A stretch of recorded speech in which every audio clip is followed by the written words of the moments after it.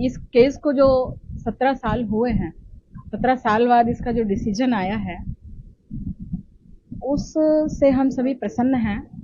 परंतु 17 सालों तक हम लोगों ने जो संघर्ष किया, जो प्रताड़ना झेली है, वो अवर्णनीय है। किसी भी परिवार को जब 17 साल तक इनडायरेक्ट वे में जो प्रताड़ित किया जाता है, वो यूपीए सरकार का काम था। उन्होंने हम सामाजिक, आर्थिक, शारीरिक सभी तरह से हम लोग परेशान हुए। हमारे काम धंधे खत्म हो गए, हमारे आर्थिक स्थिति खराब हो गई। हम समाज के सहयोग से अपने बालक को पढ़ाते हैं। ये सारी परिस्थितियां जो मेरा बिजनेस था, मेरे पति की नौकरी थी, ये सारी चीजें खत्म हो गई क्योंकि पतिदेव लगे रहते थे उस केस में। पहले मैं भी लगी रहती थी, फिर बालक के आने के बाद हम सभी और तब तक बाबा जी को, महाराज जी को, साध्वी जी को क्लीन चिट भी मिली। तो हम लोग अभी तक पूरी तरह से सेटल नहीं हो पाए हैं क्योंकि जो 17 साल की जो तकलीफ रहती है वो इतनी जल्दी खत्म नहीं होती।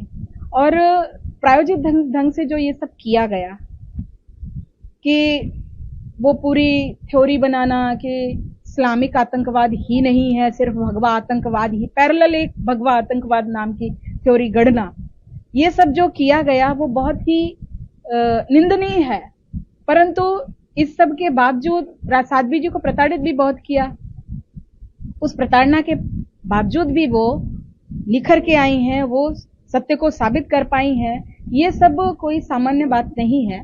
उनके लिए स्वतंत्र भारत में पहली महिला थी जिन्हें सरकार द्वारा इतना प्रताड़ित किया गया।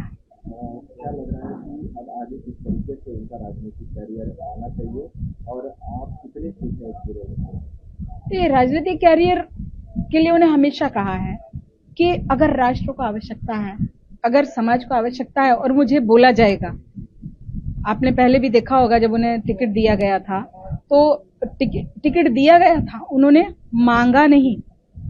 आगे भी उनका बिल्कुल क्लियर है कि अगर जरूरत होगी भारतीय राजनीति को मेरे से कुछ काम की तो मैं उसमें हाँ हूं, राष्ट्र कार्य समझ के। बाकी मेरा कोई राजनीतिक महत्वाकांक्षा नहीं है।